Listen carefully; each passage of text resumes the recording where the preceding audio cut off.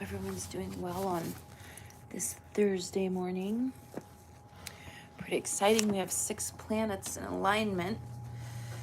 Plan on going and checking it out this evening.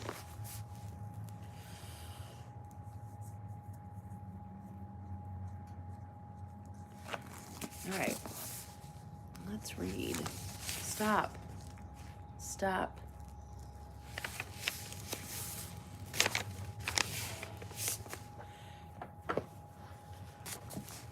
Grace and charism. Liza's recovery was made possible by many things. Her mother's encouragement, her willingness to listen closely to her dreams, and a few breaks that came her way. Her decision to turn over the job of rowing her boat to God might seem to you like a simple act of determination and will, or perhaps even one of frustration. But I attribute it to something entirely different, an infusion of grace from the divine that allowed her to open herself to the healing forces of the universe and recognize her own great potential.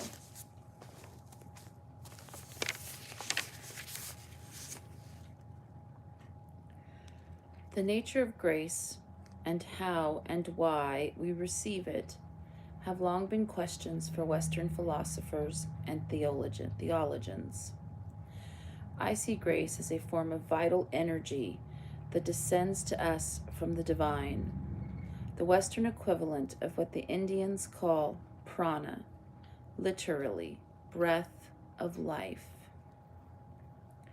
and the Chinese qi. Qi has several different meanings, including air, breath, temperature, and strength, but it generally refers both to the vital energy that is circulated through and stored within the body and the breath itself. 2 aspects of qi considered to be inseparable.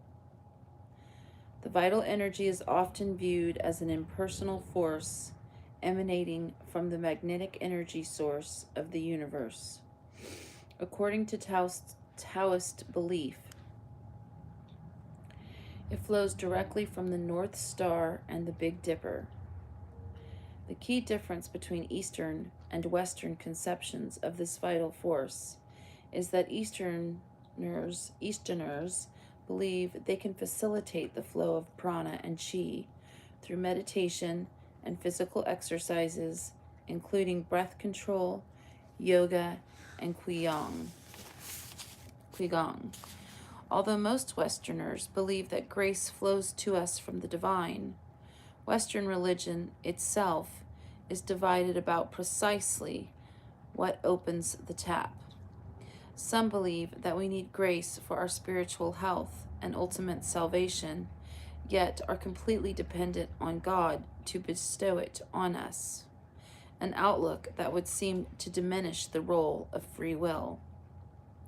Others believe that we are entirely dependent on our own efforts to achieve salvation, but they find it difficult to explain those sudden, unexpected infusions of energy and insight that are capable of completely turning our lives around for the better.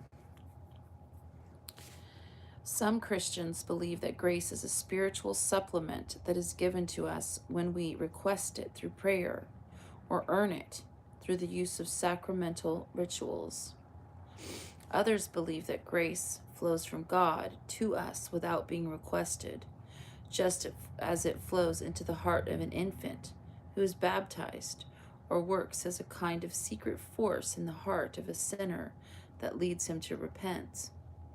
However, and whenever it comes to us, though, most people believe that grace enhances our life force, providing us with strength, protection, and courage in time of need. It has the potential to heal illnesses and bestow blessings. I believe that we can earn grace through prayer, meditation, and other spiritual practices that increase its presence within us. but I also believe that there is a divine form of grace that provides us with spiritual stamina and direction, and that flows into us in times of need, whether we ask for it or not.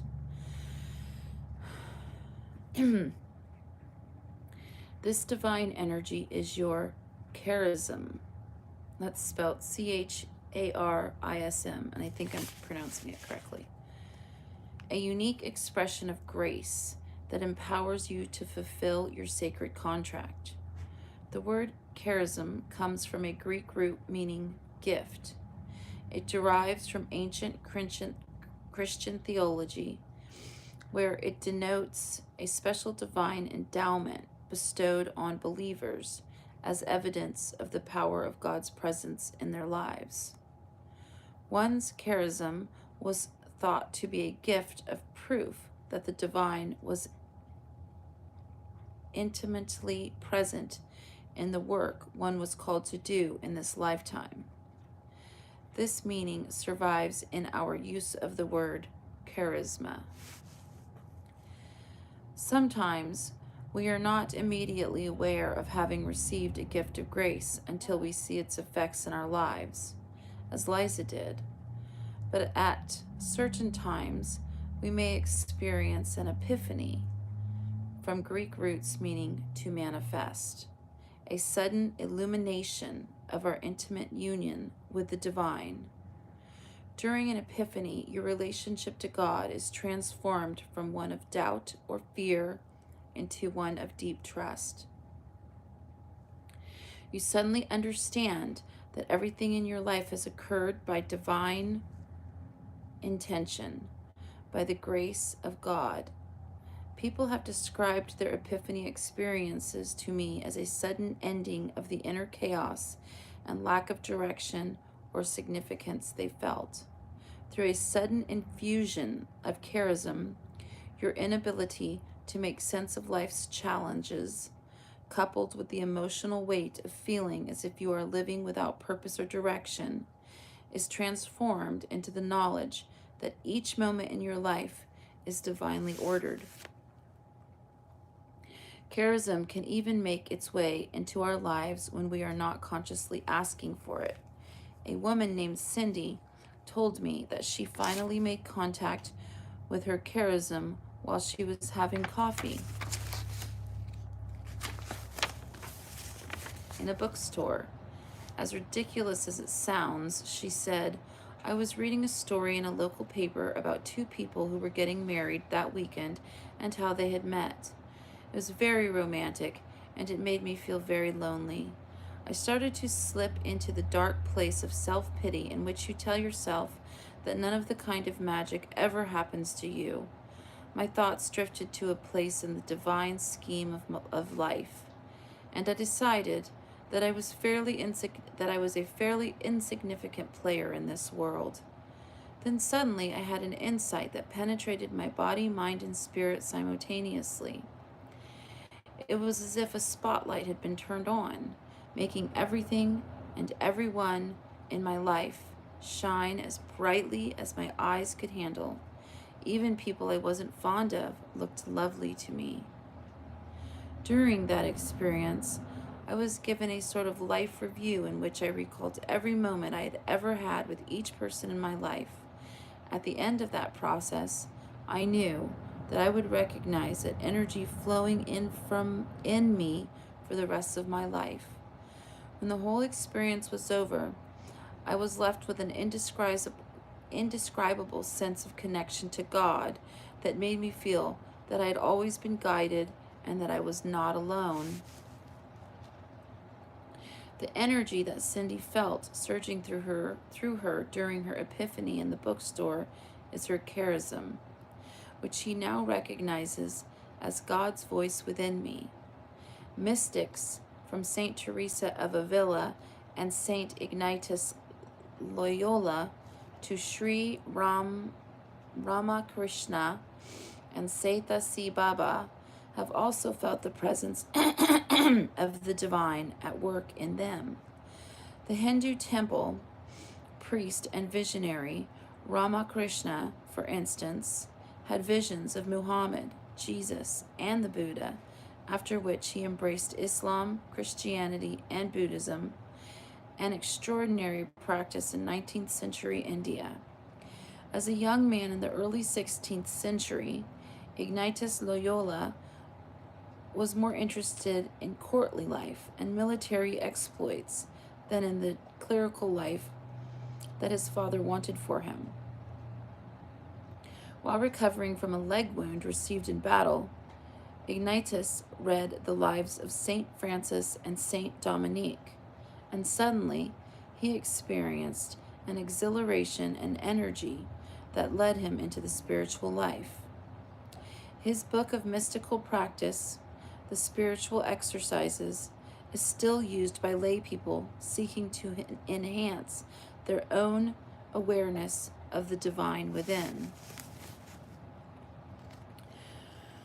With the decline of monastic life today, mystics are often a part of mainstream society. Your own search for your purpose in life makes you a similar seeker of God's presence and a candidate for an infusion of grace. Even if your experiences of charism are not as dramatic or immediate as Cindy's, or Ramakrishna's and Ignatius Loyola's, you should be alert for its workings within you. Your passion to know the individual nature of your spirit, for instance, is nurtured by your own charism. Your charism is also the energy through which the uniqueness of your spiritual identity is revealed to others, the equivalent of your own spiritual trademark.